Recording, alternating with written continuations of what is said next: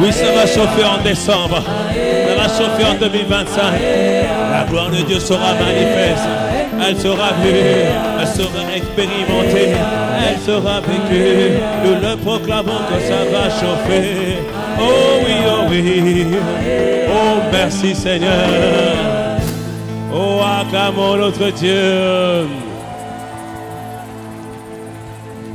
Nous sommes en train de célébrer Dieu parce que c'est pas parce que tout va bien, mais 2024 était tellement compliqué. On veut célébrer Dieu parce qu'il nous a gardés, il nous a préservés, il a été avec nous pendant tous ces mois, janvier, février, mars, avril, mai, juin, Dieu était là, juillet, août, il était là, septembre, octobre et novembre, décembre, nous avons vu la fidélité de Dieu. Oh, oh, oh, merci Seigneur pour tout ce que tu fais, pour tout ce que tu as accompli. C'était pas évident, c'était pas simple Seigneur, mais ta main puissante nous a relevés, ta main nous a gardés, ta main nous a protégés, tu nous as emmenés plus loin, tu nous as gardés. Et nous sommes reconnaissants parce que tu es le Dieu fidèle et tu manifestes tes grâces et tes bontés envers nous. Alors merci Père, tout ce que tu fais et tout ce que tu as accompli. Oh merci Seigneur notre Dieu. Oh notre Dieu, qu'à la bouche et les mamans. Oh Seigneur, Dieu est capable de faire tout ce qu'il dit, il fera, il accomplira, toutes ses promesses envers toi. Alors je garde ta foi en Dieu, il ne t'abandonnera pas, il fera, Dieu capable de faire tout ce qu'il dit. Oui, je le proclame, je le déclare. Il accomplira toutes ses promesses envers toi. Alors je garde ta foi en Dieu. Il ne t'abandonnera pas. Il fera. Oh oui, c'est notre proclamation, c'est notre déclaration ce matin. Nous proclamons qu'il fera, qu'il accomplira au-delà de ce qu'on peut penser, au-delà même de ce qu'on peut imaginer, car il est notre Dieu.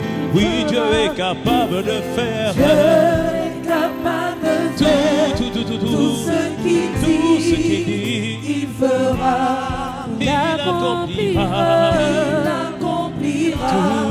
toutes ses promesses envers toi. Alors garde ta foi en Dieu, il ne t'abandonnera pas, il fera. Oh oui, il accomplira, bien aimé, il fera, oh oui. Il le fera encore, il fera. Alors disons, oh, oh, oh, oh, oh, oh, il fera, oh, oh, oh, oh, oh, il fera, dis oh, oh, oh, oh,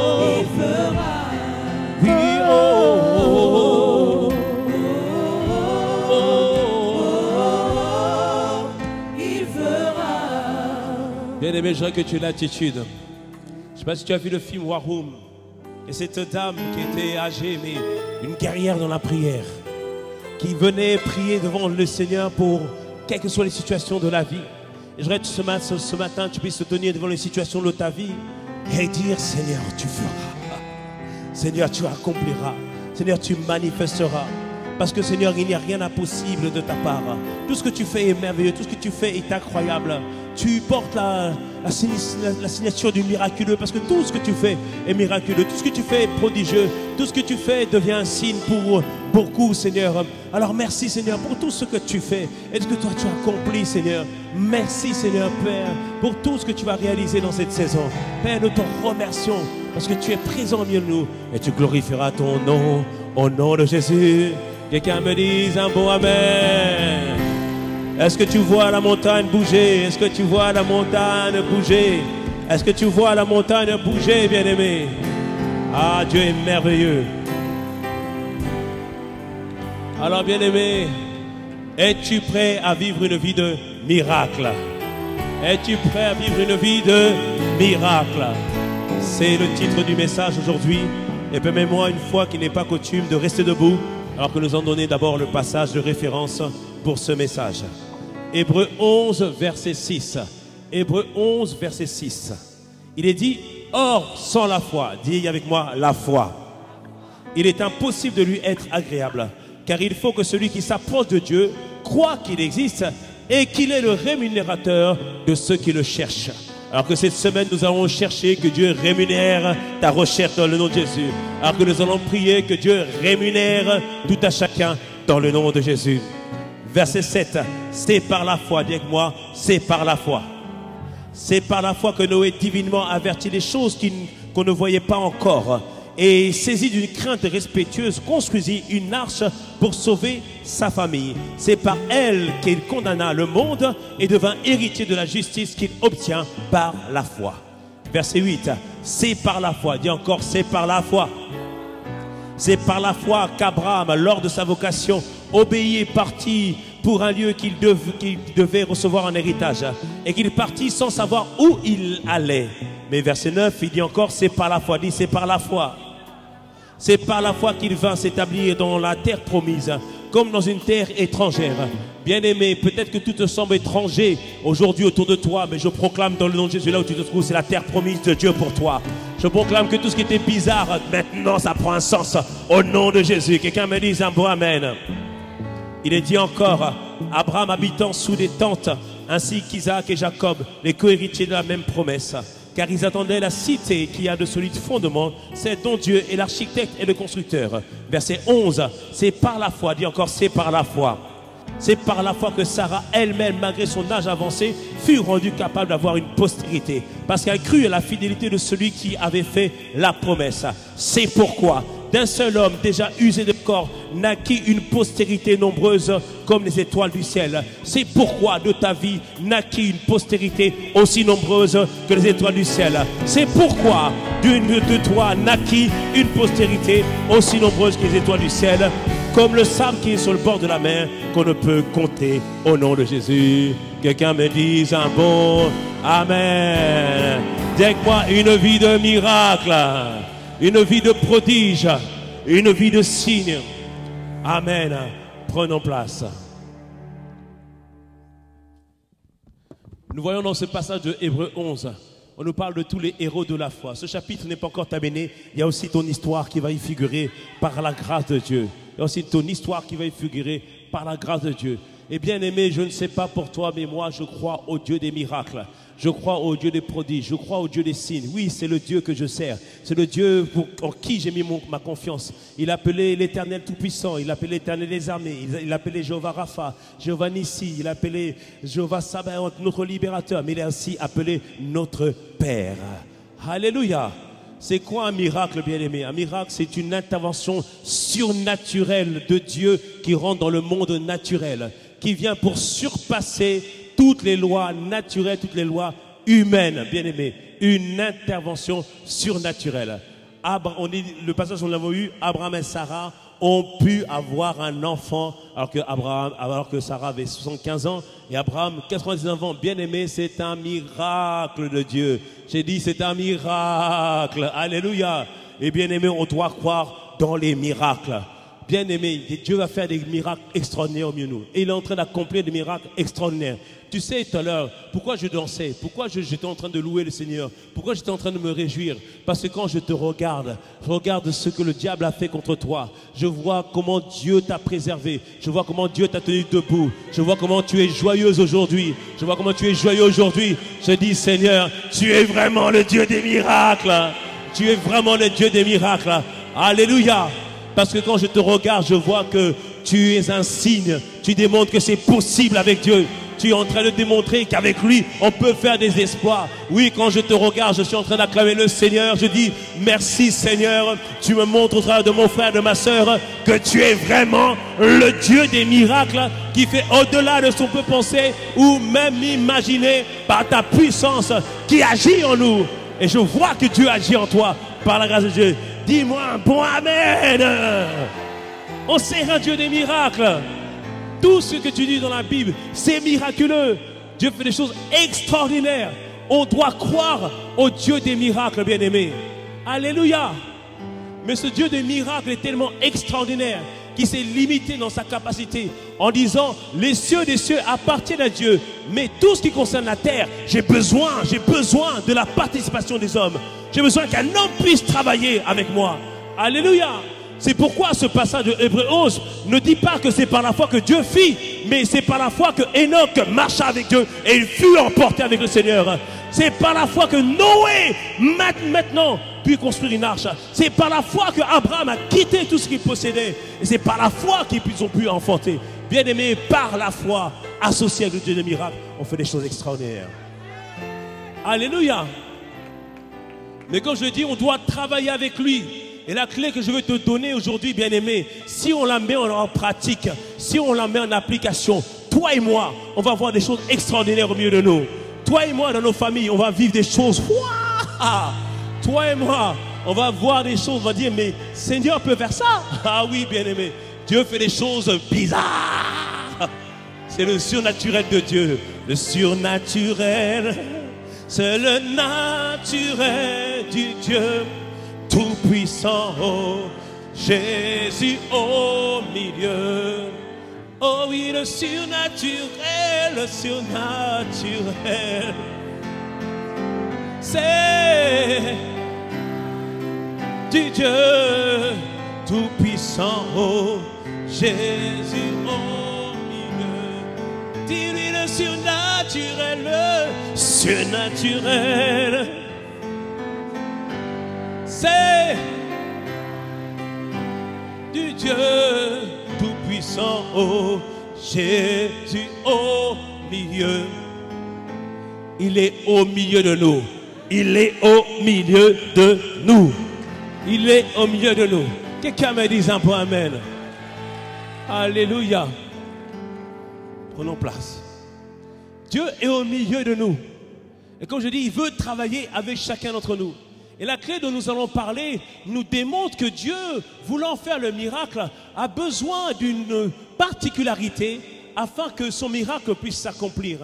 Parce que, bien aimé, sans cette particularité, le paralytique qui ne pouvait pas marcher n'aura point pu être guéri. Sans cette particularité, Abraham et Sarah n'auraient pas pu enfanter. Sans cette particularité, bien aimé, ah oui, sans cette particularité, Noé n'a même pas pu construire l'arche. Sans cette particularité, bien aimé, Lazare n'a même pas pu sortir du tombeau. Sans cette particularité, bien aimé, comme on a dit, Noé n'aurait pas pu construire l'arche.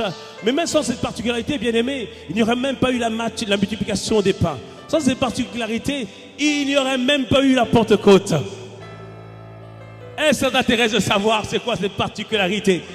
Parce qu'avec cette particularité, bien aimé, oh, on va voir des choses extraordinaires dans ce lieu.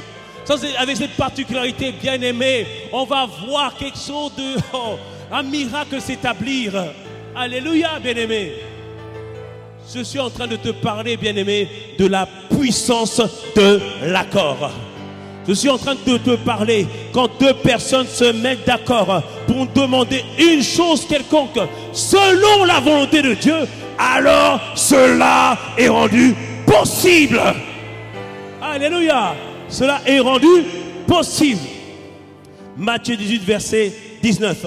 Je vous le dis encore, si deux d'entre vous s'accordent sur la terre pour demander une chose quelconque, elle leur sera accordée par mon Père qui est dans les cieux. On le verra, cette chose quelconque n'est pas quelconque, c'est ce qui est de la volonté de Dieu. Alléluia. Parce que la Bible nous dit, Ecclésiaste 4, verset 12, un seul homme peut t'écraser s'il est bien fort. Un seul homme peut te mettre à terre s'il est bien fort. Mais la Bible nous dit que deux personnes personnes peuvent résister à cette personne-là. Alléluia. Viens, Juju. Alléluia. Par exemple, tu es quelqu'un de balèze contre moi. Je prends Juju. Alléluia. Comme il est un peu grand, mais je vais l'amener un peu à la salle de sport, quand même un peu. Si lui, il se met avec moi, on peut résister à cet homme-là. Alléluia. On peut résister. Mais Dieu nous dit, tous les deux, on peut faire des choses. Mais il me dit qu'il y a une autre stratégie pour que je puisse faire en sorte que jamais je sois à terre. Rajouter un troisième homme. Et ce troisième, c'est Dieu. C'est Dieu. C'est pourquoi il dit, la suite de 4:12, la corde à 3 fils ne seront pas facilement. La corde à 3 fils, mais tu vas où? Si. La corde à 3 fils ne seront pas facilement. Moi, Juju et Dieu. Dieu, Juju et moi. Tu ne feras rien. Quelqu'un me dise amen. Dès-moi la puissance de l'accord. Merci Juju. Parce que lorsque Dieu, il va accomplir quelque chose, il passe toujours par les hommes. Mais ces hommes doivent se mettre en accord. Dieu a toujours voulu guérir les hommes, n'est-ce pas? Alléluia. Et en Marc 2, la Bible nous dit qu'il y a un paralytique qui ne peut pas bouger, il ne peut pas avancer.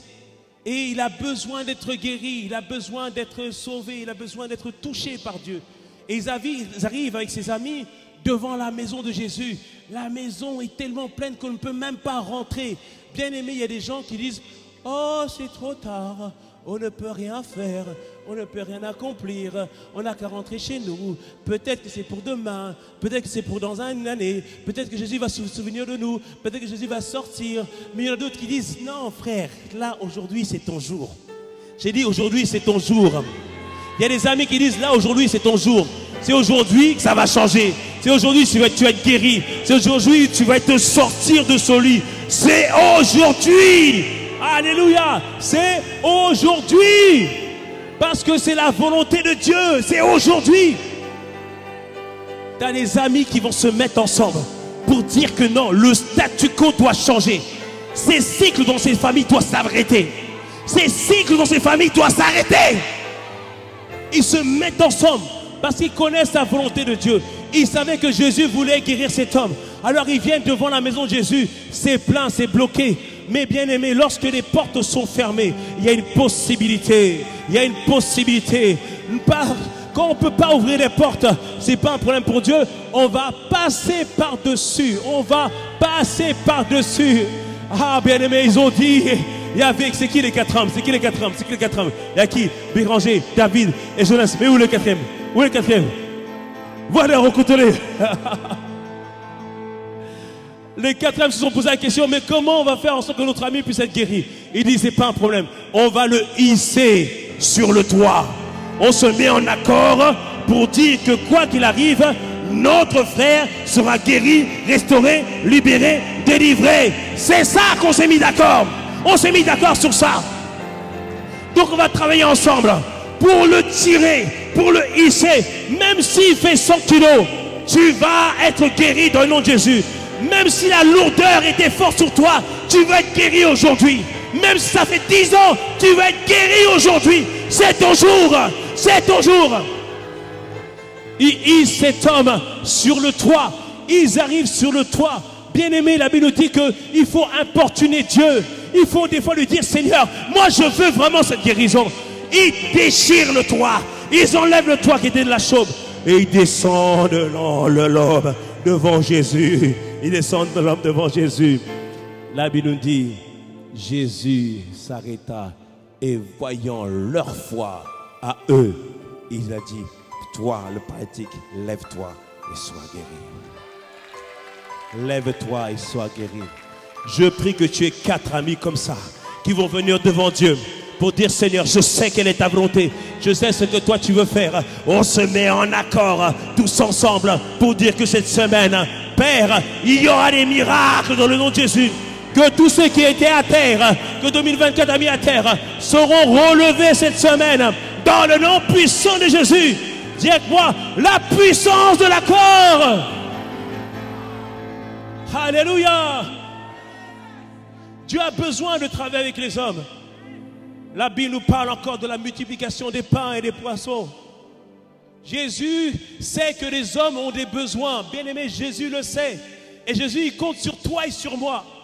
La Bible nous dit en Matthieu 14, versets 13 à 21, qu'il y avait 5000 hommes, plus les femmes qu'on ne comptait pas. C'est-à-dire que c'était peut-être au moins 15 000. Et les hommes ont des besoins. Et Jésus, les disciples disent, mais renvoie-les, il dit, donnez-leur vous-même à manger. Comme il t'a dit de donner à manger à ta famille, comme il t'a dit de donner à manger aux orphelins, comme il t'a dit de donner à manger à cette jeunesse, il dit, donne toi-même à manger. Et là, souvent, on se dit, Seigneur, mais comment on fait? Je n'ai rien, je ne peux pas le faire. Et Jésus pose la question, qu'est-ce que vous avez? Qu'est-ce que vous avez? Qu'est-ce que vous avez? Ils en disent, j'ai rien. Ou d'autres ont quelque chose, ils veulent le garder. Mais la Bible nous dit que parmi la foule de 5000 hommes, il y avait un enfant, un garçon, un jeune garçon qui a décidé de dire à Dieu, je n'ai pas grand-chose, mais ce que j'ai, Père, je te le mets à disposition. Je ne suis pas capable de grand-chose, mais ce que j'ai, je te le mets à disposition. Ah oui, qu'est-ce que tu as? J'ai 2 poissons et 5 pains. 2 poissons et 5 pains, ça paraît tellement peu par rapport à 5000. Mais 2, bien-aimés, c'est le chiffre de l'accord. Seigneur, je m'accorde avec toi pour dire que c'est vrai que cette foule a besoin de te nourrir. Mais Père, tu peux le faire par moi, même si je ne suis rien. Mais sers-toi de moi, même si je ne suis rien. Utilise-moi. Prends ces 2 poissons, Père. Et 5 pains, c'est le chiffre de la grâce, bien-aimé. La grâce de Dieu, c'est la capacité de Dieu accordée aux hommes. La grâce, bien-aimé, c'est la capacité de Dieu accordée aux hommes. L'apôtre Paul pouvait dire, Seigneur, j'ai prié par 3 fois, mais cette chose n'est pas partie. Et Dieu lui a dit, ma grâce te suffit. Alors que tu es faible, ma puissance s'accomplit dans ta faiblesse. Bien-aimé, joins-toi à Dieu, joins-toi au Seigneur. Tu verras le miracle s'accomplir. Tu verras le miracle se réaliser et se manifester. Quelqu'un me dise un bon amen. Alléluia. Donc ce jeune homme a donné à disposition ce qu'il avait. Et Jésus a dit, avant que le miracle puisse se produire, que tout le monde s'accorde pour se mettre par rangée de 50. C'est-à-dire, bien aimé, qu'avant qu'une multiplication puisse se produire, il faut de l'ordre, il faut que tout le monde rentre dans le rang, il faut que tout le monde se mette en accord pour dire que, hey, c'est vrai qu'auparavant j'étais une brebis galeuse, mais maintenant je rentre dans le rang, j'obéis, je suis la vision, je suis la direction. Dieu a dit, c'est comme ça, on va tous dans le même sens. Dis avec moi, tous dans le même sens. Alléluia. L'ordre précède toujours la multiplication. Pourquoi dans ta vie il y a pourquoi une multiplication? Il y a trop de désordre, il y a trop de désordre, trop de confusion. Mais la Bible nous dit que l'Esprit de Dieu est en train de se mouvoir au-dessus des eaux, alors qu'il y avait le tohu-bohu. Je proclame l'ordre dans ta vie. Je proclame l'ordre dans tes pensées. Je proclame l'ordre dans ta famille, au nom puissant de Jésus. Alors les disciples ont commencé à travailler, rangé par 50, rangé par 50, rangé par 50. Tout le monde a obéi, tout le monde s'est mis en accord. On va suivre l'instruction. Et on a pris maintenant le jeune homme, on a pris ces 2 pains, ces 5 pains et ces 2 poissons. Ok, on a rendu grâce, Seigneur, merci. Parce que ce que nous avons est peut-être peu, mais Seigneur, tu es l'Éternel qui pourvoit au-delà de ce qu'on peut penser ou même imaginer. Et c'est toi qui nous accordes d'être bénis selon ta richesse et non pas selon notre richesse. Alors ils ont commencé à prendre les paniers. Allez, prends un poisson. Allez, prends un poisson. Allez, prends un poisson. Prends du pain. Prends du poisson. Prends du pain. Prends du poisson. Et bien aimé, au bout d'un moment, ils se sont rendus compte que le miracle a été produit. Le miracle s'est manifesté. Ils avaient encore suffisamment pour garder encore des paniers. Bien aimé, ce que tu as peu, ce que tu as est peut-être paraît peu, mais Dieu va le multiplier pour faire toute bonne œuvre et pour prendre soin de toi. Pour faire toute bonne œuvre et pour prendre soin de toi. Mais mets-toi en accord. Mais mets-toi en accord. Dis avec moi la puissance de l'accord. On a parlé que les gens ont des besoins. Vous savez que l'Église est appelée à être un refuge. L'Église est appelée à être une arche. L'histoire de Noé nous rappelle la prophétie, nous raconte la prophétie de ce que l'Église sera dans ces derniers temps. Où il y a des déluges partout. Problèmes partout, sexualité débridée, envie de suicide, violence partout. Mais l'Église doit devenir ce lieu de refuge, cette arche qui va flotter au milieu du déluge qui se fait. Et Dieu a dit à Noé, qu'on l'a lu tout à l'heure, Dieu a averti Noé qu'il allait avoir un grand déluge, qu'il allait avoir une pluie. Mais Noé n'avait jamais vu la pluie. Des fois Dieu te dit, fais ceci, suite à telle école, fais ça. Tu dis, mais pourquoi? Fais seulement. Fais seulement. Je vous ai raconté une fois, j'étais en restauration, ça se passait très mal. Ça se passait vraiment très mal. J'étais tellement stressé la nuit, j'avais du mal à dormir.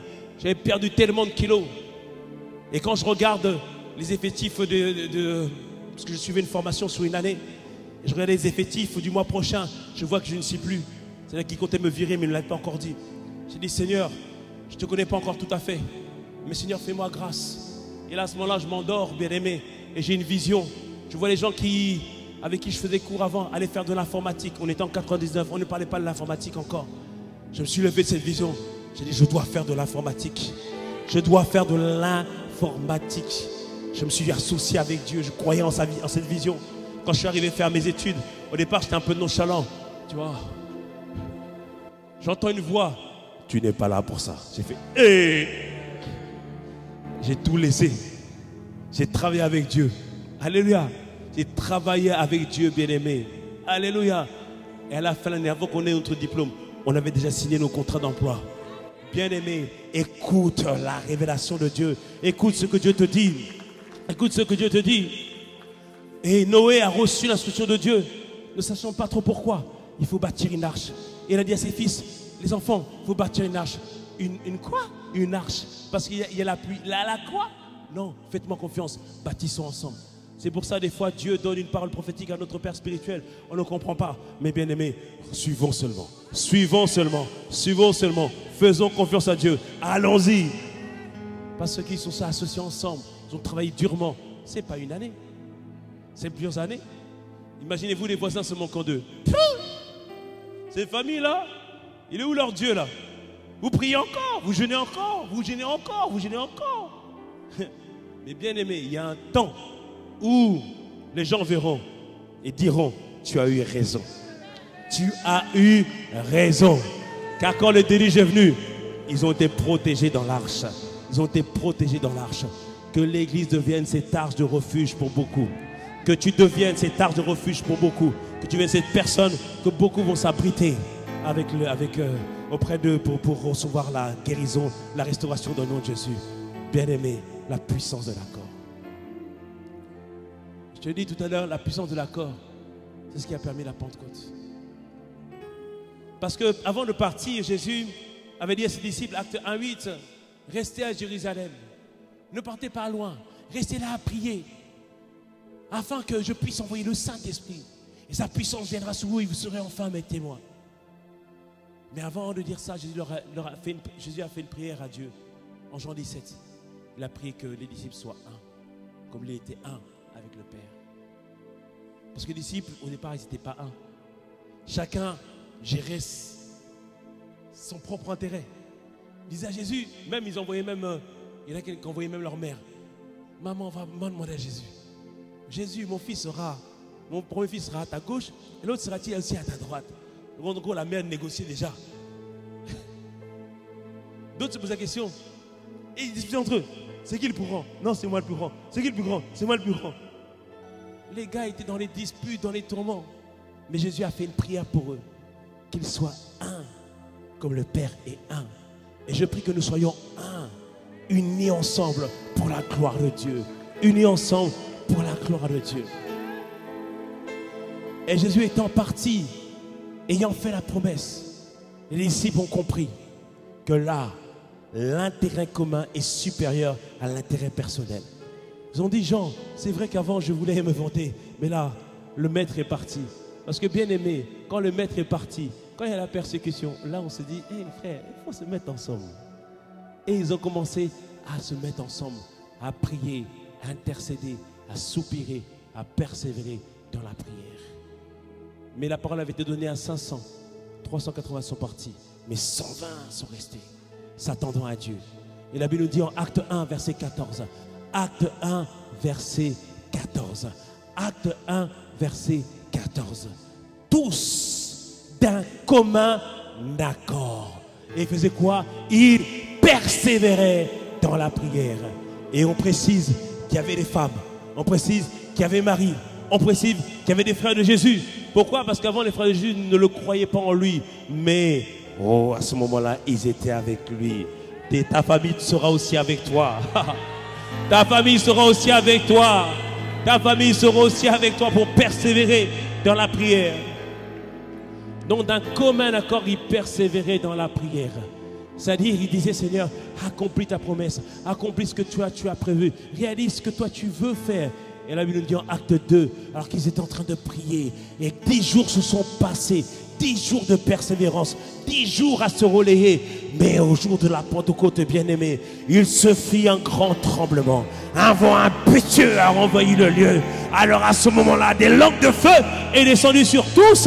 La promesse est accomplie et ils furent tous remplis du Saint-Esprit. Que cette semaine tu sois rempli du Saint-Esprit. Que cette semaine la puissance du Saint-Esprit descende sur toi. Parce que nous serons ici d'un commun accord. La puissance de l'accord. La puissance de l'accord. Deux personnes qui se mettent ensemble ou un groupe de personnes qui se mettent ensemble. Mais je dois avertir maintenant que si tu te mets en accord pour être contre la volonté de Dieu, le résultat c'est forcément la confusion. La Bible nous dit, Ananias et Saphira, ils se sont mis d'accord parce que à ce moment-là, tout le monde vendait leurs biens pour donner, pour le bien commun. Et eux, ils voulaient se vanter. Ils ont vendu une grande demeure, un grand ensemble. Même s'ils avaient pris une partie, ce serait plus que les autres. Mais ils voulaient vraiment se vanter. Donc, ils ont vendu et ils ont triché sur le prix. Ils ont pu simplement dire, on donne une partie et l'autre partie on garde. Ça n'a pas été un problème pour Dieu. Mais ils ont menti devant le Seigneur. Et se sont mis en accord pour mentir. Et malheureusement, ils ont subi les conséquences. L'apôtre Pierre dit en Acte 5, verset 9, il dit, Pierre dit, notamment à Saphira, comment vous êtes-vous accordés pour tenter l'Esprit du Seigneur? Ils ont subi les conséquences. Les conséquences ont été désastreuses pour eux. Bien-aimé, mets-toi en accord, mais en accord aussi avec Dieu. La Bible nous parle encore de la tour de Babel, en Genèse 11. À la suite de Noé, lorsque les fils de Noé se sont multipliés, le but c'était qu'ils répandent sur toute la terre. Mais à Babel, qu'est-ce qui s'est passé? La Bible nous dit, verset 1 de Genèse 11, toute la terre avait une seule langue et les mêmes mots. C'est-à-dire qu'ils étaient en accord. Comme ils étaient partis de l'Orient, ils trouvèrent une plaine au pays de Sinéar et ils y habitèrent. Et là, à ce moment-là, ils se dirent l'un à l'autre, allons, faisons des briques, cuisons-les au feu. Et la brique leur servit de pierre et le bitume leur servit de ciment. Il dit, verset 4, il dit, alors baptisons une ville. Et ils disent, faisons une terre qui va atteindre le ciel. En d'autres termes, il dit, maintenant nous sommes quelqu'un. Nous sommes un peuple. On va montrer à Dieu nous aussi que nous sommes Dieu. Et là, Dieu a dit non. Tellement qu'ils sont unis là. Ceux qui veulent faire risquent de s'accomplir. Mais Dieu est descendu et il a mis la confusion dans leur langage. Et c'est à ce moment-là que les langues ont été créées. C'est là que maintenant, certains parlaient telle langue, d'autres parlaient telle langue. Et Dieu a permis ça pour que les peuples puissent se répandre sur toute la terre. Et Babel, on dit Babel pourquoi? Parce que c'est confusion. Toute alliance contre la volonté de Dieu amène toujours la confusion. Est-ce qu'on me suit? Alléluia. Parlons des gens qui se liguent contre toi. Parce qu'il y a des gens parfois qui veulent se liguer contre toi, mais plutôt contre la volonté de Dieu dans ta vie, bien-aimé. Et ça, tu dois être rassuré que Dieu, là, il va intervenir. Il va intervenir. La Bible nous parle en 2 Chroniques 20 de Josaphat. Josaphat, c'était un des rois de Juda. Et la Bible nous dit que 3 armées se sont levées contre lui. 3 armées qui représentaient 1 million de soldats contre lui. Et eux, c'était à peine 400 000. Et là, à ce moment, dans sa prière, Josaphat a décrété un jeûne, comme nous avons prié pendant 5 jours. Et ils se sont rassemblés tous ensemble. Ils ont jeûné tous ensemble, s'attendant à Dieu. Et alors qu'ils étaient en train d'adorer Dieu, d'exalter Dieu, de proclamer la grandeur de Dieu, d'annoncer ce que Dieu était capable de faire, la Bible nous dit qu'un prophète se leva et maintenant commença à parler et à déclarer: le Seigneur vous a entendu vos prières. Je dis, le Seigneur entendra ta prière cette semaine. Le Seigneur verra ton attitude de prière. Que tu sois dans le jeûne ou pas dans le jeûne, il verra ton attitude de prière. Et il te dit cette semaine, c'est lui-même qui combattra pour toi. Car Dieu leur dit, ce combat n'est pas votre combat. Moi-même, je combattrai pour vous. Oui, bien-aimé, Dieu va combattre pour toi. Lorsque tu vas prier, intercéder, Dieu va combattre pour toi. Lorsque tu vas être là en train d'adorer, d'exalter Dieu, la Bible nous dit, alors que le peuple faisait ça, que Dieu tordit une embuscade contre les peuples qui s'étaient levés contre Juda. Il envoya lui-même son ange pour les mettre en confusion. Et pire, il dit que les armées se sont elles-mêmes aidées à se tuer mutuellement. C'est-à-dire que tes ennemis vont dire, attends, viens, on prend l'épée. Vas-y, 1, 2, 3. Que tout plan contre toi, contre ta famille, contre l'église, nul et sans effet. Nous proclamons la confusion dans le camp de l'ennemi. Nous proclamons la confusion contre tous ceux qui sont levés contre l'accomplissement de la volonté de Dieu dans ta vie. Dans le nom de Jésus. Quelqu'un me dise un mot. Amen. La puissance de l'accord, mais avec Dieu. Revenons sur Abraham et Sarah. Dieu leur avait dit, tu auras une postérité au travers de Sarah. Et gloire à Dieu, Dieu nous donne ces prophéties. Et une prophétie, bien aimée, on doit s'accrocher à cette prophétie. Habakkuk 2 nous dit qu'elle est pour un temps fixé. Il dit, gravez-les, gravez-les. C'est-à-dire, sur les tables de ton cœur, on doit toujours garder la prophétie. Mais avouez que quand le temps passe, je ne parle pas d'une année, hein? Je ne parle pas de 2 ans. 10 ans ont passé. Et là, à ce moment, Sarai, la femme d'Abraham, à ce moment-là, il dit, frère, c'est chaud. Il dit, mais regarde, il y a ma servante, Agar, vas-y, aie un enfant avec elle. Ça c'était dans l'ancien temps. Quelqu'un me dise, moi même. Il faut préciser. Que tu as un enfant avec elle. Et Abraham lui dit, bon, ok. Donc ils se mettent d'accord pour qu'elle ait un enfant, qu'ils aient un enfant avec Agar. Et la Bible nous dit que, ça c'est, nous sommes ici maintenant en Genèse 16, au verset 4.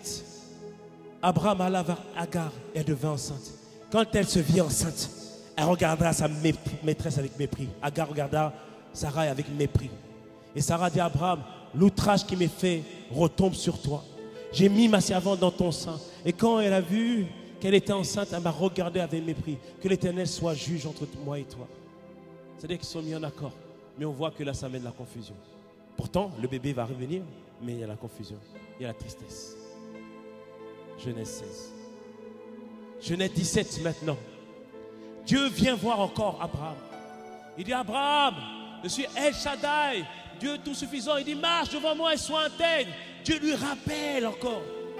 Bien aimé, cela nous montre la patience de Dieu envers chacun d'entre nous.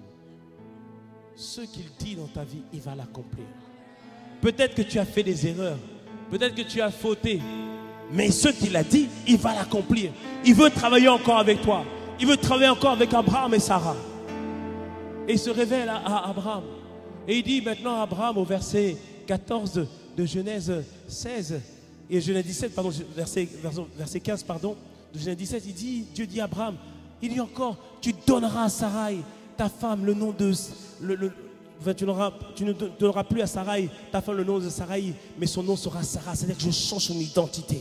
Il dit, verset 16, je la bénirai, je te donnerai d'elle un fils, je la bénirai, elle deviendra des nations, des rois, des peuples sortiront d'elle. Il rappelle encore les promesses. Et verset 17, Abraham tomba sur sa face, et la Bible nous dit, il rit. Dieu a dit à prophétie, dit la vie.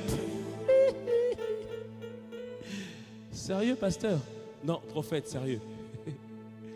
Parce que bien aimé, des fois, Dieu donne des prophéties, tu dis, comment? Non, mais sérieux, comment? Et il a ri et il a dit en son cœur, naîtra-t-il un fils, un homme de 100 ans? J'ai 100 ans. Et Sarah, âgée de 99 ans, enfin, et Sarah, âgée de 90 ans, oui, pardon, enfantera-t-elle?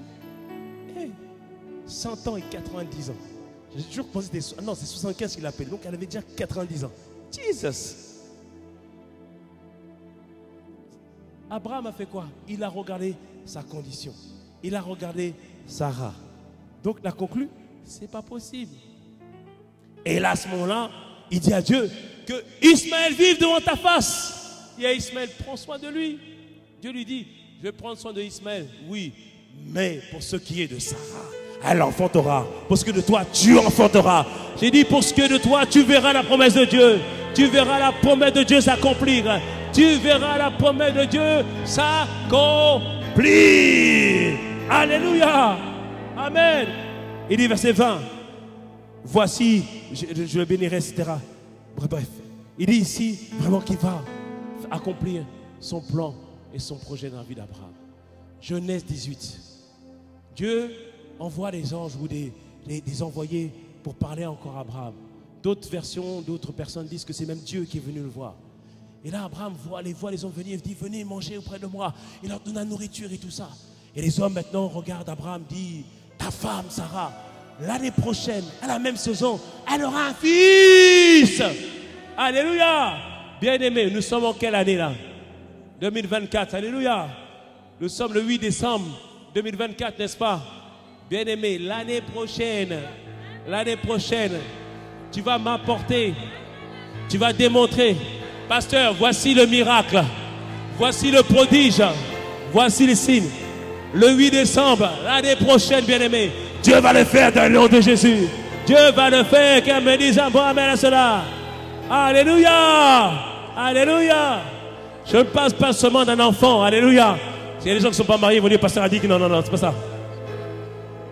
L'enfant pour toi, peut-être sera un mariage, peut-être sera un travail, peut-être sera un orphelinat. Mais bien aimé, ce sera là pour la volonté de Dieu, la promesse de Dieu dans le nom de Jésus. Quelqu'un me dise un bon amen. Et ces hommes disent ça en Genèse 18. Et Sarah à côté en train d'entendre. Sarah, elle entend la parole, elle dit. Elle aussi, elle a ri. Elle dit, comment c'est possible? Comment cela peut-il se faire? Alléluia. Verset 12 de Genèse 18. Sarah rit en elle-même en disant, maintenant que je suis vieille, aurais-je encore des désirs pour mon Seigneur? Et mon Seigneur est aussi vieux. C'est-à-dire que tout paraissait mort. Verset 13, l'Éternel dit à Abraham, pourquoi donc Sarah a-t-elle ri? Bien aimé, même si tu ne dis pas, Dieu regarde dans ton cœur. Sarah n'a pas dit, exprimé, mais dans son cœur, Dieu a vu ce qui se passait. L'Éternel dit à Abraham, pourquoi donc Sarah a-t-elle ri en disant, est-ce que vraiment j'aurai un enfant, moi qui suis vieille? Et verset 14, il dit, y a-t-il rien qui soit étonnant de la part de l'Éternel? Il dit, au temps fixé, je reviendrai vers toi. Et à cette même époque, Sarah aura un fils, aura un fils, aura un fils, aura un fils, aura un miracle dans le nom de Jésus. Alléluia. Donc on voit ici, bien aimé, que Sarah et Abraham étaient dans une confusion, étaient en train de réaliser, étaient dans le doute, mais est-ce que vraiment la parole va s'accomplir, va se réaliser? Alors bien aimé, comment faire en sorte que le miracle puisse s'accomplir dans ta vie? Première chose, bien aimé, décide de t'allier avec le Dieu de l'impossible. Décide de croire au Dieu de l'impossible. En Genèse 17, je te l'ai dit tout à l'heure, au verset 1, lorsque Abraham avait 99 ans, Dieu lui a apparu et Dieu lui dit, je suis le Dieu tout-puissant, El Shaddai, tout suffisant, pas besoin qu'on m'aide, je peux le faire par moi-même. Alléluia.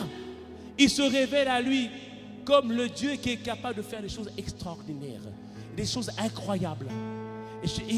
Et entre Genèse 17 et Genèse 18, Abraham a commencé à réfléchir, a commencé à réaliser, mais c'est-à-dire quoi le Tout-Puissant? C'est-à-dire quoi le Tout-Puissant? C'est-à-dire quoi le Tout-Puissant? Et Romains 4, versets 18 à 19 nous révèle qu'est-ce qu'il a reçu. Il a reçu, première chose, que Dieu était celui qui est capable. Oh, merci Seigneur. Il est celui, première chose, qui est capable de rendre vie à nos corps qui sont mortels. J'ai dit, tout à l'heure, il a dit, j'ai 99 ans. Mais tout d'un coup, il a commencé à croire en la parole, en ce que Dieu était capable de faire. Et le corps qui était de 99 ans, tout d'un coup, a commencé à recevoir de la force, de la capacité, de la ténacité. J'ai dit que le corps a commencé à recevoir de la force, de la ténacité, de la capacité, bien-aimé. Alléluia. Il n'a plus considéré que son corps était usé. Bien-aimé, je le proclame aujourd'hui. Ne considère pas que tu as perdu du temps. Ne considère pas que tu as perdu des années. Ne considère pas que tu as raté tes années d'école. Ne considère pas cela. Ne considère pas cela. Dieu va te redonner une nouvelle vigueur, une nouvelle force, une nouvelle intelligence, une nouvelle compréhension, une nouvelle sagesse. Dis-moi, bon amen. Alléluia. Il a réalisé que Dieu était capable de redonner vie à nos corps mortels. Deuxième chose, il a réalisé que Dieu est celui qui n'appelle pas, qui appelle les choses, enfin, comment dire ça? On peut le mettre s'il vous plaît? Qui appelle les choses telles qu'elles devraient être.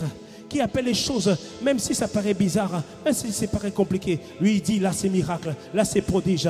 Abraham n'avait pas d'enfant, mais il l'appelle père de multitude. Tu es père de multitude, tu es père de multitude. Il est celui qui appelle les choses qui ne sont pas telles qu'elles sont dans le nom de Jésus. Oui, bien-aimé, tu as des prophéties qui sont sur ta vie. Il y a des paroles qui ont été annoncées, des paroles qui ont été déclarées, bien-aimé. Retiens-les, rappelle-les toujours, rappelle-les, annonce-les encore, proclame-les, déclare-les encore. Parce qu'il est celui qui appelle les choses qui ne sont pas telles qu'elles devraient être dans le nom puissant de Jésus. Les gens t'appellent pauvre, mais Dieu t'a dit tu es riche. Les gens t'appellent faible, mais Dieu t'a dit que tu es fort. Les gens te disent que tu n'es rien, mais il a dit le plus petit d'entre nous sera un millier et les nations sortiront de nous, bien-aimés. C'est ce que Dieu dit. Abraham a rendu gloire à Dieu. La Bible nous dit Romains 4, versets 18 et 19. Elle a rendu gloire à Dieu, c'est-à-dire qu'il a commencé à danser, il a commencé à se réjouir dans le Seigneur. Oh Seigneur, oh, il a commencé à se voir en train de se réjouir. Il a vu sa postérité terrestre et sa postérité céleste. Il a commencé à rendre gloire à Dieu. Il a commencé à célébrer le Seigneur. Il est parti voir, attendez. Il est parti voir ceux qui savaient, qui travaillaient dans sa maison. Il dit, les gars, notre Dieu est merveilleux. Alléluia. Alléluia. Il est parti voir la tante, Dieu est merveilleux. Alléluia. Mais les gens disaient, mais qu'est-ce qui arrive à papa Abraham? On ne sait pas ce qu'il arrive, mais on sait que, on dirait qu'il a rencontré Dieu. On dirait qu'il a rencontré Dieu. Alléluia. Parce que bien aimé, la foi est communicative, bien-aimé. Oui, bien-aimé, j'annonce maintenant un shift dans ta famille, un shift dans ton foyer. Là où il y avait le désespoir, l'espoir renaît dans le nom de Jésus. Là où on avait tout abandonné, on disait que c'est plus possible. Maintenant, dans le nom de Jésus, ça devient possible. Quelqu'un me dise à moi, amen. Alléluia. Alléluia. Abraham a commencé à rendre grâce à Dieu. Alléluia. Et Sarah a dit, mais est-ce que j'aurai encore des désirs envers mon mari? Est-ce que mon mari aura des désirs envers moi? Tout d'un coup, Abraham a commencé à danser avec Sarah. Hey! Comme disent les Ivoiriens, ils sont devenus chocos. C'est-à-dire beaux gosses. Dieu a renouvelé leur corps, leur vigueur, leur amour, leur passion. Ils sont retournés en Éden. Et c'est là que Hébreux 11 nous dit, c'est par la foi que Sarah reçut la force, la capacité de concevoir. Bien-aimé, reçois la force, reçois la capacité de concevoir tout ce que Dieu a prévu pour toi. Dis-moi, amen.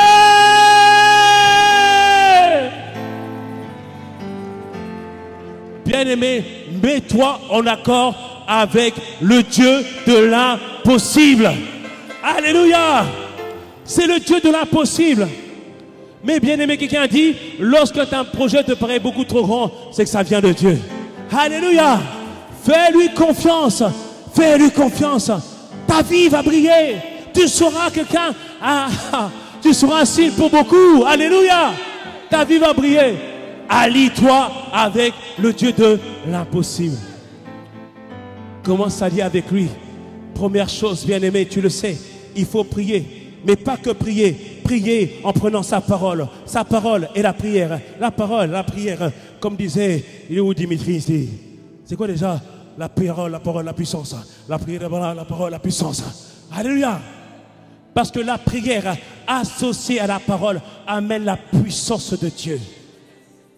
Pourquoi tu dois associer la parole? Parce que, bien aimé, la parole, c'est ce qu'on appelle le logos de Dieu. c'est la pensée de Dieu, c'est la sagesse de Dieu. Elle te décrit ce que Dieu est. Mais le logos, bien-aimé, ne suffit pas pour opérer. Ce que tu as besoin, c'est une révélation de Dieu au travers de sa parole. Ce qu'on appelle le Rhéma. Et la Bible nous dit que la foi vient de ce qu'on entend. Mais ce qu'on entend vient de la parole de Christ. Mais littéralement, vient du Rhéma de Dieu. Alléluia. C'est-à-dire que cette parole, il faut qu'elle te soit révélée. Alléluia.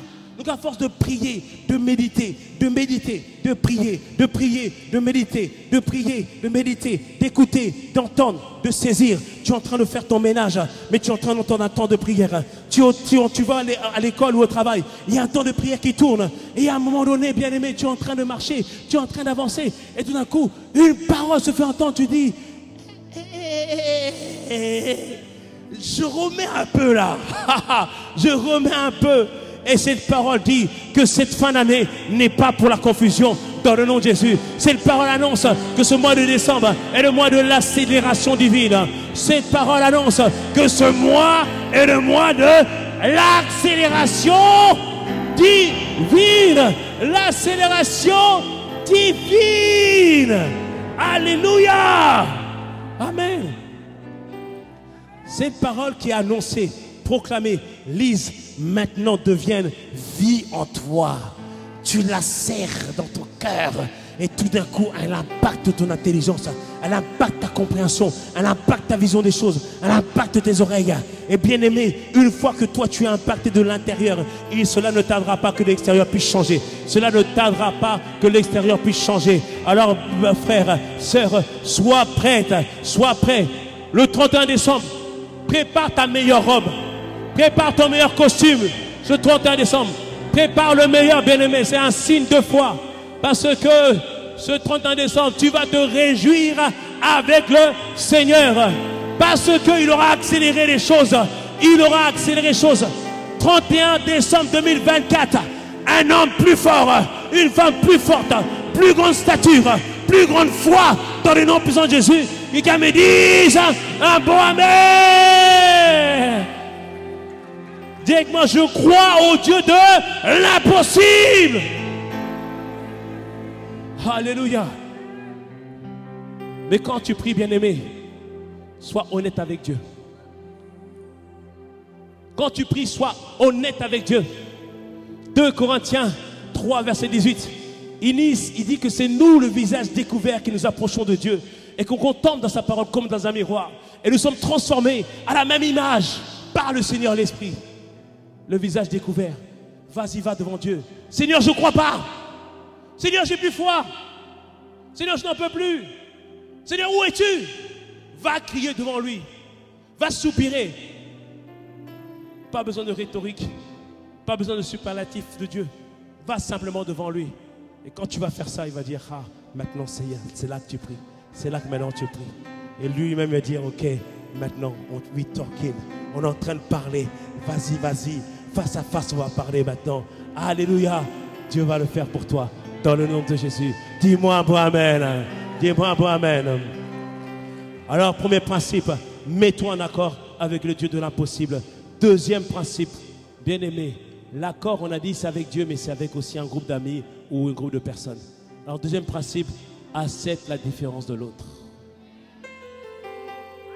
Accepte la différence de l'autre. S'accorder ne veut pas dire qu'on est pareil. Ça ne veut pas dire qu'on pense pareil. Mais ça veut dire qu'il y a des valeurs communes et des choses sur lesquelles nous sommes mis d'accord. Et quelqu'un a dit, c'était Dijex, il a dit, sans différence, il ne peut pas avoir de fruits.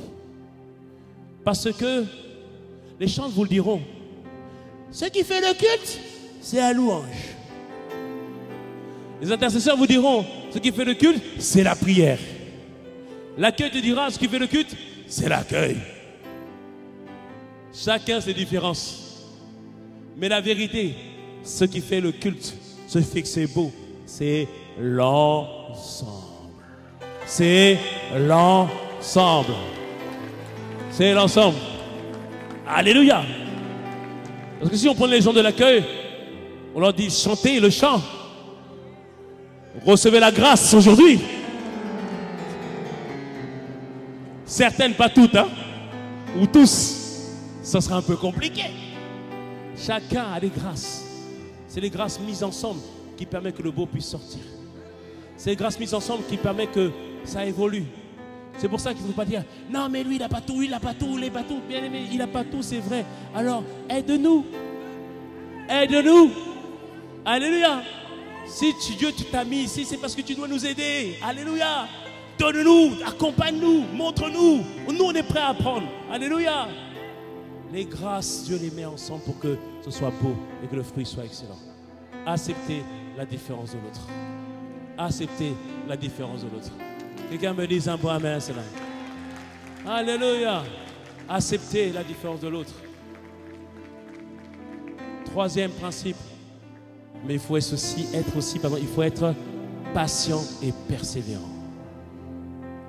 Prenons le cas du couple. C'est là où l'accord doit être.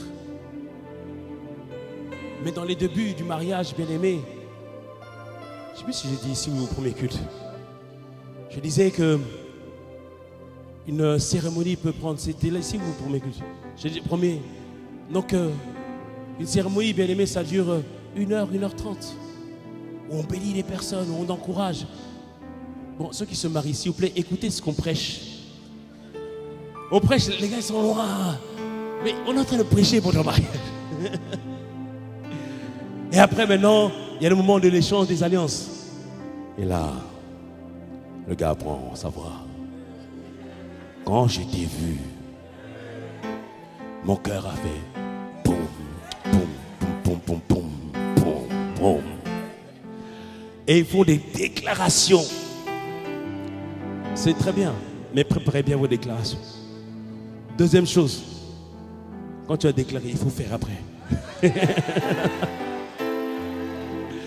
Nous, on n'a rien déclaré. Nous, on a pensé dans notre cœur. On a pris une décision. Quelqu'un me dise un peu amen. Alléluia. Mais la vérité, bien aimé, quand tu te maries, au début, c'est pas évident. Hein? Tu vas te disputer pour des choses. Chérie, pourquoi tu n'as pas baissé la lunette des toilettes? Débat. Dans la salle de bain, explique-moi pourquoi le dentifrice, tu pousses au milieu au lieu de pousser vers la fin.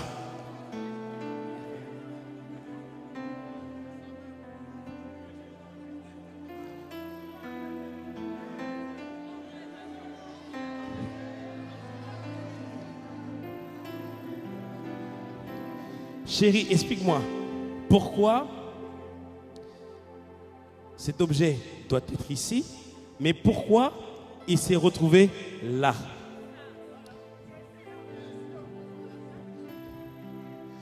Des fois, ma femme, elle me dit, mais chérie, je ne comprends pas. Mais tu n'as pas vu que ça, c'était là? Non, chérie, j'étais focalisé. Quelqu'un me dit ça. Au départ, on se dispute pour des petites choses. Mais à un bon moment, on réalise il y a des choses qui ne vont pas changer. Il y a des choses qui ne vont pas changer. Il y a des choses que tu vas devoir accepter. Alléluia. Donc quand c'est déplacé un peu, ma soeur, fais seulement ça.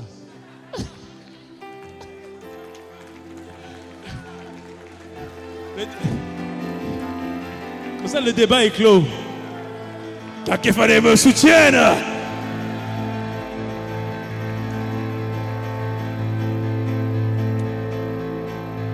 Et toi, mon frère, et vous les jeunes gens, quand vous allez marier, si elle prend rideau rouge, frère, laisse-la prendre les rideaux rouges.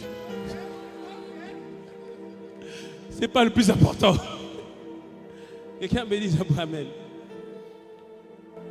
L'alliance, l'accord est un processus laborieux. Ça nécessite des négociations. Prends le rouge si tu veux. Mais moi, je veux ça. Ainsi, des négociations. L'accord nécessite de la maturité. Où on ne se dispute plus pour les petites choses. Non, non. On devient mature. On comprend que ça, ce n'est pas important. Ce n'est pas l'essentiel. On se concentre sur l'essentiel. Les valeurs qui nous ont réunis. la famille, le service avec Dieu, le désir de glorifier son nom, on reste focalisé là-dessus.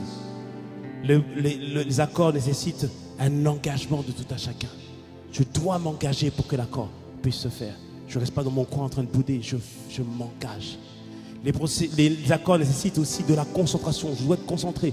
Je dois faire en sorte que non, on reste vigilant. Parce que le diable toujours utilise ses moyens pour mettre les disputes. On dit voilà, non, restons concentrés sur l'essentiel, sur ce qu'on veut. Alléluia. Et les accords, comme j'ai dit, prennent du temps. Ça prend du temps. Alors je voudrais te donner un encouragement ce matin. Peut-être que tu es découragé dans ton ministère, dans le travail, dans ta maison. Persévère. Persévère. Persévère. Persévère. Il y a un moment donné, tu auras des gens autour de toi qui sont en accord avec toi.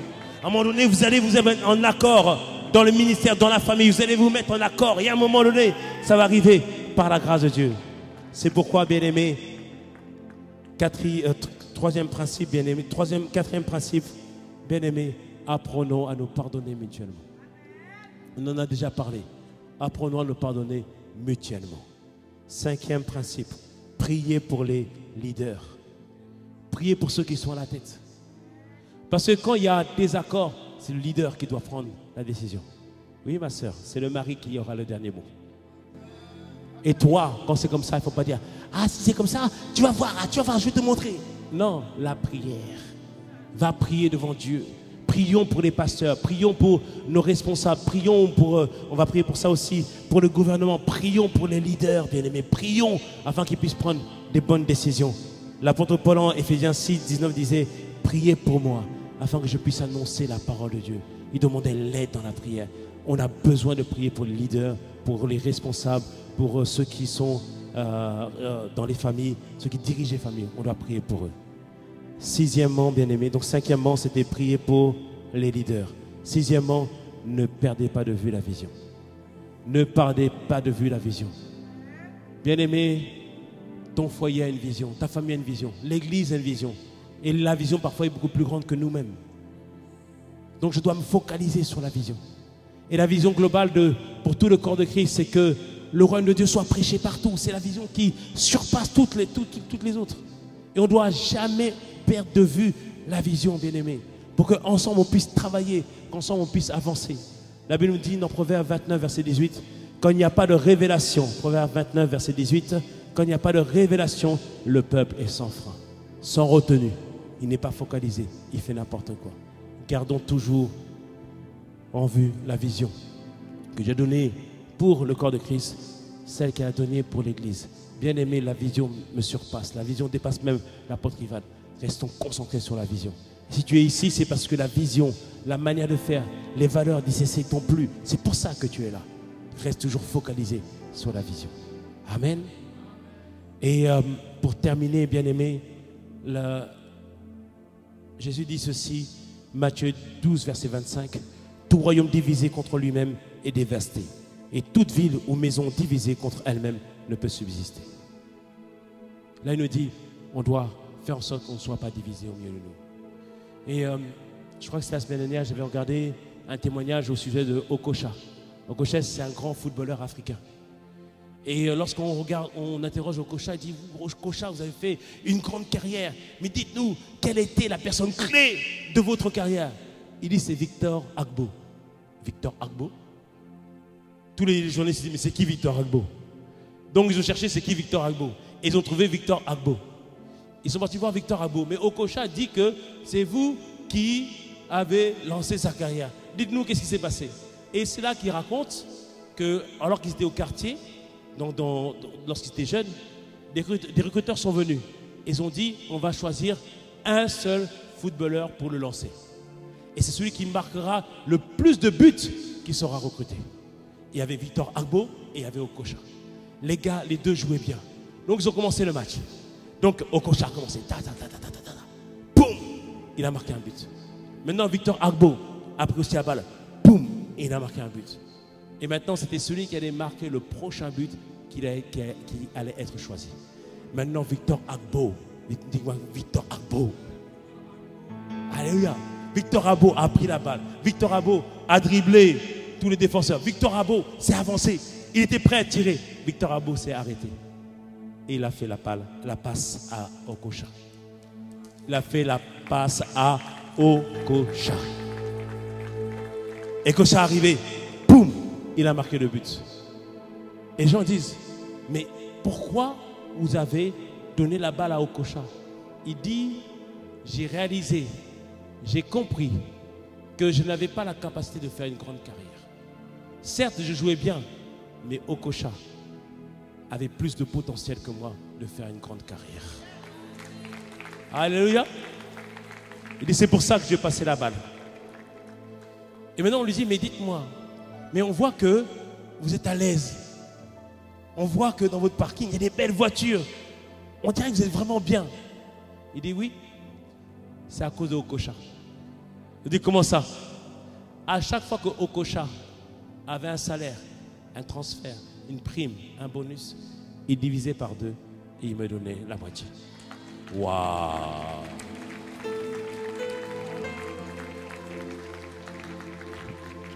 Et il dit ceci, j'ai permis à Okocha de réussir pour nous deux au lieu dès que moi j'échoue pour nous deux. Alléluia. Bien-aimé, il y aura toujours quelqu'un qui sera plus avancé que toi. Il y a toujours quelqu'un qui sera plus fort que toi. Ne sois pas jaloux, bien-aimé. Encourageons, portons, mettons-nous en accord et c'est nous qui gagnons. Et c'est nous qui triomphons. J'ai dit c'est nous qui gagnons. C'est nous qui triomphons dans le nom de Jésus. Je ne sais pas s'ils sont chrétiens ou pas, mais ça nous donne une leçon, bien-aimé, nous en tant qu'Église. À partir de ce jour, bien-aimé, ne jalouse plus personne, bien-aimé. Mais rends grâce à Dieu pour ce que la personne est, ce que la personne peut devenir. Rends grâce à Dieu, bien-aimé. Alléluia. Nous rentrons dans une nouvelle saison, bien-aimé, où on va se mettre en accord, toi et moi. On va se mettre en accord ensemble. Il y aura des frictions, c'est sûr, parce qu'on n'est pas du tout pareil. Mais ensemble, on va porter du fruit excellent à la gloire de Dieu. Bien-aimé, que le Seigneur vous bénisse. Et que le Seigneur nous fasse grâce. Que le Seigneur nous fasse prospérer. Le Seigneur nous porte dans le nom de Jésus. Que le Seigneur ouvre des portes pour nous, comme jamais auparavant, dans le nom puissant de Jésus. Quelqu'un me dise un bon amen à cela. Quelqu'un me dise un bon amen. Alors, bien-aimé, lève-toi, s'il te plaît. Pour ceux qui le peuvent, lève-toi dans le nom de Jésus. Je proclame, Seigneur, alors que nous sommes dans cette dernière ligne droite de décembre, Seigneur, que ta grâce repose sur nous tous, dans le nom de Jésus. Comme tu as déclaré aujourd'hui, que tout ce qui avait été perdu en termes de vision, Père, que tu redonnes une vision à mon frère en ce mois de décembre, dans le nom puissant de Jésus. Que tous ceux qui regrettaient d'avoir fait des erreurs, qui regrettaient d'avoir commis des mauvais choix, Père, que dans ce mois de décembre, tu redonnes, Seigneur, une toute nouvelle direction, de toute nouvelle instruction, dans le nom de Jésus. Oui, bien-aimé, j'ose le déclarer, Dieu ne se repent jamais de ses dons. Ce qu'il t'a promis, il l'accomplira. Ce qu'il a décidé de faire avec toi, il le réalisera dans le nom puissant de Jésus. Père, nous te remercions au nom de Jésus. Maintenant, élevons la voix. Prions que nous soyons d'accord. Prions que nous puissions marcher ensemble comme une famille. Que nous puissions lutter ensemble dans la prière, mais aussi dans l'encouragement, dans le fait de prendre soin des personnes. Afin que par la grâce de Dieu, nous puissions arriver tous à bon port dans le nom de Jésus. Père, je te remercie car tu as suscité cette église. C'est pour des grâces particulières. Tu as suscité, Père, pour faire la différence dans cette région. Alors, Père, nous proclamons, nous déclarons dans le nom puissant de Jésus que nous accomplirons tout ce que toi tu as prévu pour nous. Nous accomplirons, Seigneur, les desseins que tu as réservés pour cette église au nom puissant de Jésus. Père, nous anéantissons, nous brisons tout esprit de division au milieu de nous. Que toute forme de divorce, esprit de divorce dégage de nos familles dans le nom de Jésus. Père, étends ta main de grâce, Seigneur. Aide-nous à trouver les accords. Donne-nous d'être matures. Donne-nous de grandir. Donne-nous d'évoluer dans le nom de Jésus. Afin que tes desseins merveilleux puissent s'accomplir au milieu de nous dans le nom de Jésus. Père, tu as dit que l'accord précède le miracle. Alors, Père, nous en mettons en accord pour la guérison de mon frère, pour des personnes nouvelles, dans le nom puissant de Jésus. Père, nous attendons pleinement à toi et nous comptons sur toi. Je sais que tu vas le faire. Je sais que tu vas l'accomplir. J'ai besoin de mon frère. J'ai besoin de ma soeur. Tous ensemble, Seigneur, nous allons y arriver. Tous ensemble, nous allons traverser le Jourdain. Et tous ensemble, nous allons avoir la victoire. Au nom puissant de Jésus. Alors Père, que ta main puissante et ta main de grâce soient étendues sur nous, Père. Accorde-nous la grâce de voir les intérêts supérieurs du royaume au lieu de voir simplement nos intérêts personnels. Ainsi nous te verrons agir, ainsi nous te verrons faire des grands miracles. Père, nous te remercions dans les noms puissants de Jésus. Alors bien-aimé, élève la voix maintenant. Demande à Dieu de faire du bien à ton voisin, à ta voisine. Dans le nom de Jésus, il a besoin de ta prière en ce mois de décembre. Père, étends ta main de grâce. Toute personne qui a besoin d'une intervention divine, Père, étends ta main de grâce. Tu es l'Éternel qui guérit. Guéris maintenant, à l'instant même, dans le nom de Jésus. Père, merci pour ces corps dont tu donnes de la force. Père, merci pour ces organes qui ne fonctionnaient plus. Ils fonctionnent maintenant, dans le nom de Jésus. Nous proclamons la vie dans ces corps. Nous proclamons la vie dans le nom de Jésus. Nous proclamons le bien-être spirituel. Que toute forme d'oppression s'arrête maintenant, au nom de Jésus. Que toute forme d'oppression s'arrête maintenant, dans le nom de Jésus. Que toute forme d'oppression s'arrête maintenant, au nom de Jésus. Nous chassons l'esprit de folie. Nous écrasons toute forme de légion d'esprits méchants, dans le nom de Jésus. Et nous anéantissons maintenant toutes les stratégies de l'esprit de mort. L'esprit de mort ne touchera pas nos familles dans le mois de décembre. Non, nous proclamons la protection sur nos familles. Nous déclarons que le sang de l'agneau nous garde, nous protège dans le nom de Jésus. Père, merci pour tout ce que tu fais au milieu de nous, tout ce que tu as accompli au milieu de nous. Que cette semaine soit une semaine de prière, une semaine où on s'attend à toi, une semaine où tu fais des grands miracles et des grands prodiges. Père, merci pour tout ce que tu fais. Acclamons notre Dieu qui entend nos prières et qui nous exauce. J'ai dit qu'il nous exauce. Alléluia. Bien-aimé, attendons-nous à Dieu cette semaine. Dieu va vraiment nous faire du bien. Dieu va nous surprendre. Dieu va nous étonner. Quelqu'un me dise un bon amen. Bien-aimé, crois. Bien-aimé, je t'ai dit, crois. Je suis surpris des témoignages que Dieu me donne. Dis, pasteur, on a prié ensemble. Voici ce que Dieu a fait. Bien-aimé, Dieu le fera pour nous au nom de Jésus. Amen. Je ne peux pas laisser ce micro sans donner l'opportunité à quelqu'un de se tourner vers le Seigneur Jésus. Tu ne connais pas le Seigneur ou tu t'es éloigné de lui, tu désires revenir à lui ce matin. Je veux faire une prière avec toi. Si c'est ton cas ce matin, lève simplement la main là où tu te trouves. Il est celui qui t'appelle aujourd'hui. C'est celui qui veut te donner une toute nouvelle vie. Y a-t-il quelqu'un qui veut se tourner à Jésus? Merci mon frère, que le Seigneur te bénisse. Y a-t-il quelqu'un d'autre qui veut se tourner vers le Seigneur? Oh, merci Seigneur pour tout ce que tu fais, ce que toi tu as accompli dans le nom de Jésus. J'ai invité les personnes qui ont levé la main, sortez des rangs. Venez, venez, venez devant. Je prie avec vous. Les personnes qui ont levé la main, venez, sortez des rangs s'il vous plaît. Je veux prier avec vous. Est-ce qu'on peut les encourager s'il vous plaît? Pour eux, ils se tournent vers le Seigneur aujourd'hui. C'est le jour du salut. Viens mon frère, je t'accueille. Alléluia. Oh, acclamons notre Dieu.